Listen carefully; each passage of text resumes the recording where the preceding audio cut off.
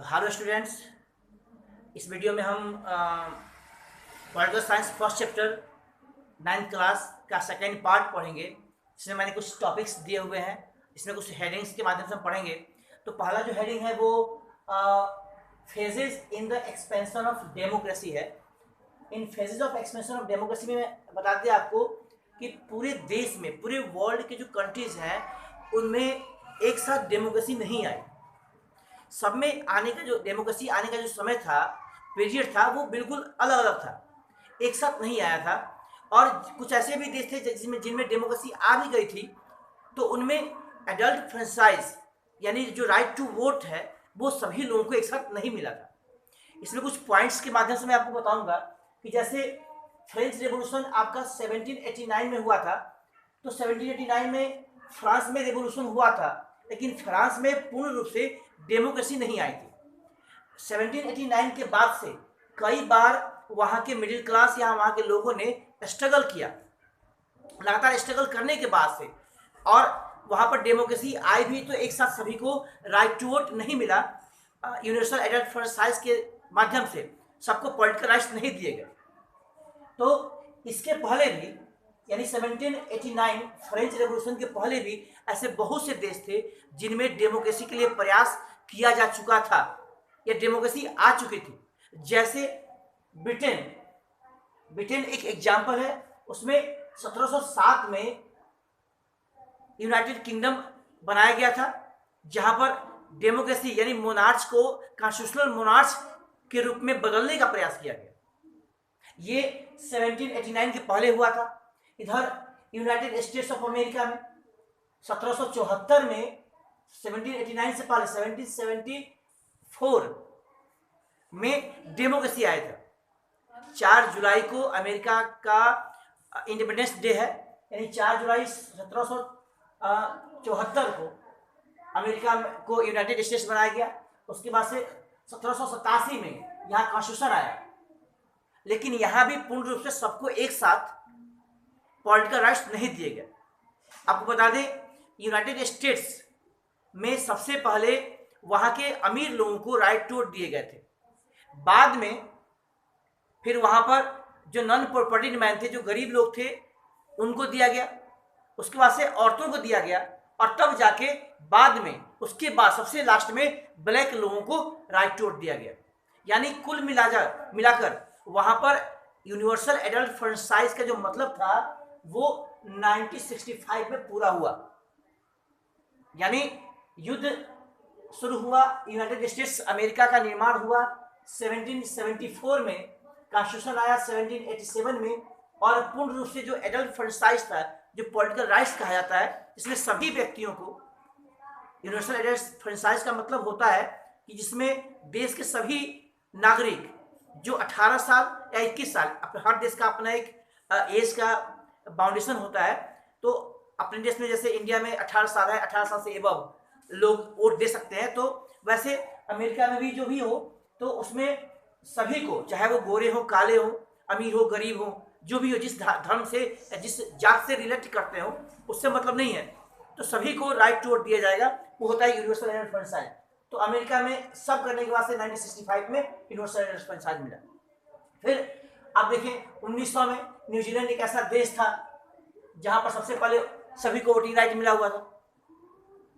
फिर 20वीं शताब्दी में ऐसे बहुत से देश थे जिन देशों में कुछ लोगों को राइट टू वोट दिया गया, यानी उन्हें अपने नेताओं को चुनने का अधिकार दिया गया। यानी देखा जाए तो बहुत से ऐसे देश थे जो अलग अलग समय में डेमोक्रेटिक हुए, लेकिन उन देशों में भी एक साथ एडल्ट फ्रेंचाइज यानी राइट टू वोट नहीं मिला। इंडिया को देखें, एग्जाम्पल इंडिया को ले। इंडिया एक ऐसा देश था जहां 1950 में संविधान लागू हुआ, और उस संविधान में सभी को एक साथ राइट टू वोट दे दिया गया। ये अन्य देशों जैसा नहीं हुआ। अन्य देशों में, चाहे फ्रांस हो, अमेरिका हो, उसमें अलग अलग समय में अलग अलग लोगों को राइट टू वोट दिया गया। लेकिन इंडिया में एक साथ स्त्री और पुरुष, गरीब अमीर, किसी भी धर्म के लोगों को, सभी लोगों को एक साथ राइट टू वोट दे दिया गया। कारण यह था कि यहाँ के आजादी की लड़ाई में सभी लोगों का योगदान एक साथ था, यहाँ के नेताओं ने इस चीज पर विचार किया, गहन अध्ययन किया, और तब ये निष्कर्ष निकाला कि अलग अलग समय में सबको अलग अलग रूप में राइट टू वोट देने से अच्छा है कि एक साथ राइट टू वोट दे दिया जाए। अभी जो दूसरा टॉपिक है वो एंड ऑफ कॉलोनिज्म। बता दें उपनिवेशवाद का अंत। उपनिवेशवाद मतलब होता है वो एक ऐसा बहुत बड़ा देश, बहुत अमीर देश, ताकतवर देश जो अपने से गरीब देशों पर शासन करता है, वहां पर अपने नियम कानून को थोपता है, वहां के रिसोर्सेज को एक्सप्लोर करता है, वहां पर अपनी शिक्षा, अपने लैंग्वेज, अपनी कल्चर, अपनी सिविलाइजेशन को इम्पोज करता है, वो होता है कॉलोनाइजेशन। तो इसमें आप पता है कि इंडिया भी एक कॉलोनाइज कंट्री था। तो इसमें एंड ऑफ कॉलोनाइजेशन मतलब एक समय था जब बहुत से ऐसे देश थे, मतलब कॉलोनाइज कंट्रीज, एशिया और अफ्रीका के ऐसे बहुत से देश थे जो कॉलोनाइज थे, मतलब इन कॉर्डिनेट्स के जो बहुत से देश थे जिन पर यूरोपियन कंट्रीज का अपना आधिपत्य था, अपना पावर था। उन्होंने इन देशों को कॉलोनाइज किया था। यूरोपियन पावर्स शुरू से कॉलोनाइज्ड पावर है, उन्होंने कॉलोनाइज किया था, यानी गुलाम बनाया था, इस सेंस में आप। तो लेकिन वो गुलाम जो पीरियड था गुलाम का, वो बहुत दिन तक नहीं चला। एक ऐसा समय आया जब लोगों के मन में ये विचार आया कि वो गुलाम है, उन्हें एहसास हुआ कि वो गुलाम है और वो दूसरे के रूल के अंडर में काम कर रहे हैं, तो क्यों ना वो आज़ाद हो जाए, क्यों ना वो स्वतंत्र होने के बाद से गुलामी के बंधनों से अलग हटके वो अपनी सरकार बनाए, वो खुद अपने लीडर्स को चुने, उनकी अपना गवर्नमेंट हो। तो ऐसे विचार लोगों के मन में आया और उन्होंने स्ट्रगल किया। मैंने बताया था आप लोगों को कि हर देशों में लगभग मिडिल क्लास के लोगों ने, जो पढ़े लिखे लोग थे, उन्होंने संघर्ष किया और संघर्ष के माध्यम से अपने देश में राष्ट्रवाद लाने का प्रयास किया, राष्ट्रवाद लाया, देश को आजाद कराया।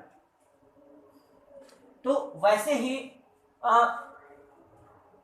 जो एशिया और अफ्रीका के कंट्रीज थे वो गुलाम थे, ये यूरोपियन जो देश थे उनके कंट्रोल में थे।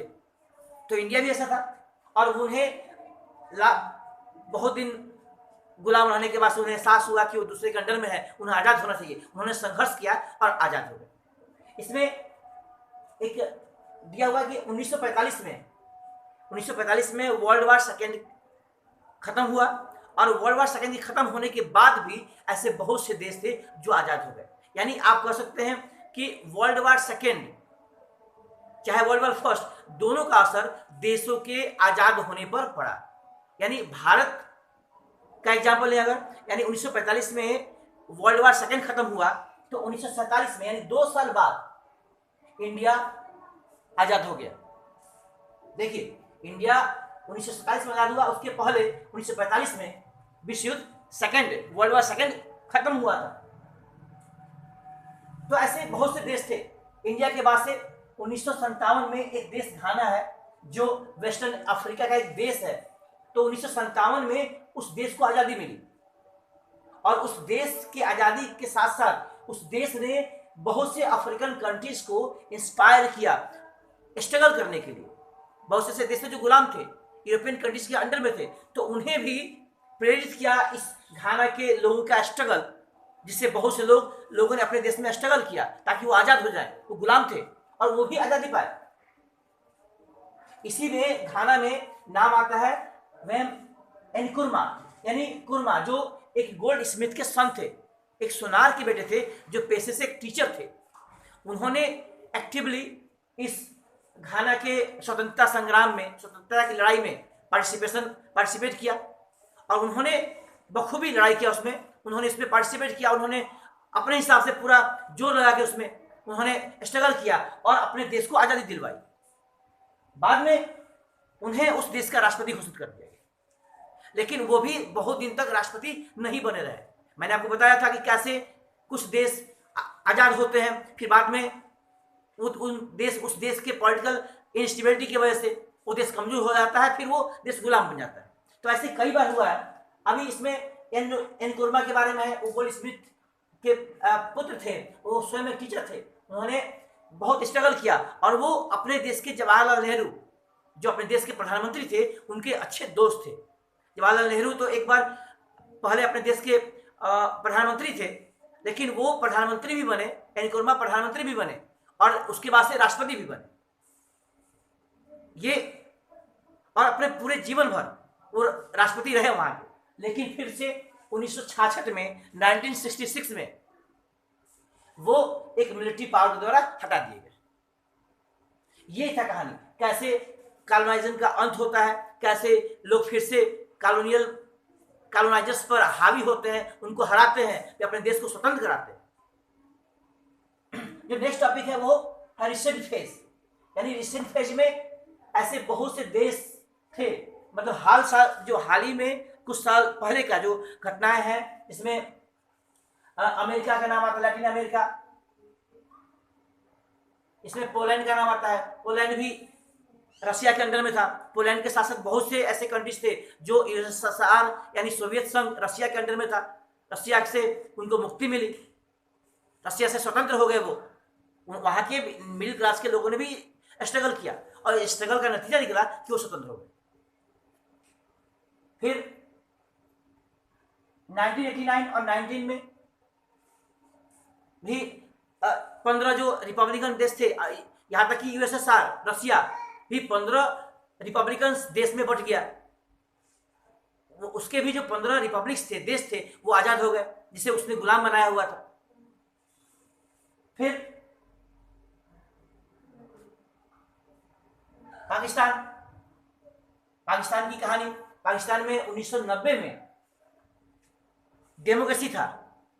1990 में पाकिस्तान में डेमोक्रेसी था। वहां की जो गवर्नमेंट थी वो डेमोक्रेटिक थी और वो लोगों के द्वारा चुनी गई थी।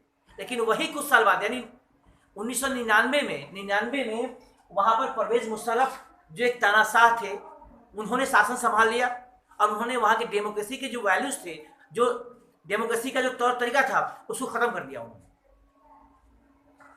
तो फिर ये देखा गया कि कैसे वहां के लोग डेमोक्रेटिक थे। फिर परवेज मुशर्रफ ने वहां के, चूंकि परवेज मुशर्रफ डिक्टेटर थे, उन्होंने डेमोक्रेसी को पसंद नहीं किया, फिर वहां पर तानाशाही लाया। बंगाल में भी कुछ ऐसा हुआ था, बंगाल का भी बंटवारा हो गया। उसके बाद से फिर नेपाल में 2005 में भी वहां पर इलेक्टेड गवर्नमेंट को हराकर एक तानाशाह शासन करने आ गया। वहां पर के जो संविधान था उसको बदल दिया गया। ऐसे बहुत से घटनाएं थी जो हमें देश के आजाद होने, गुलाम होने के बारे में बताती हैं। फिर ये म्यांमार के बारे में, बर्मा के बारे में। म्यांमार पहले बर्मा था और वहां की भी कहानी है कि 1962 में एक मिलिट्री कॉप ने उस पर हमला किया। मिलिट्री कॉप ने वहां के डेमोक्रेटिक वैल्यूज को खत्म कर दिया। वहां पर आंग सान सूकी जो एक लेडीज थी, और आंग सान सूकी ने भी स्ट्रगल में शामिल हुई। शामिल होने के बाद से उन्होंने देश को आजाद कराया, लेकिन फिर से कुछ साल बाद वहां उनको हटाकर उन्हें अरेस्ट करके वहां पर मिलिट्री शासन हो जाता है। मिलिट्री का शासन हो गया। इस तरह से हमने देखा कि बहुत ऐसे जगह है जहां पर लोगों ने संघर्ष किया। संघर्ष करने के बाद से, जैसे आंग सान सूकी थी, आंग सान सूकी का संघर्ष था, उन्होंने देश को आजाद कराया, फिर गुलाम बनाए, उसके बाद से फिर स्ट्रगल किया उन्होंने, और स्ट्रगल करने का नतीजा ये निकला कि वो स्वतंत्र हुई, देश को स्वतंत्र कराया। बाद में उन्हें नोबेल पीस प्राइज दिया गया था। इसमें एक चैप्टर और बचता है जिसे हम नेक्स्ट टाइम पढ़ाएंगे, क्योंकि वो जो चैप्टर का नाम, वो जो पॉइंट है वो है democracy at the global level.